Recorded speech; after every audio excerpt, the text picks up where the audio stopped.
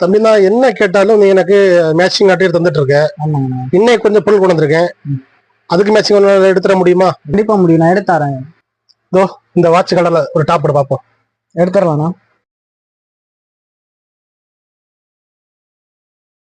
Matching பாருங்க. நான் இன்னும் 2 பொருள் வச்சிருக்கேன். இன்னும் 2 பொருள்? ஆமா.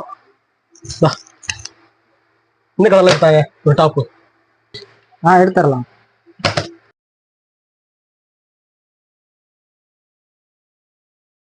அது எடுத்துட்டியா? ஆமாங்கண்ணா. இந்த கடையில ஒரு டாப்போட.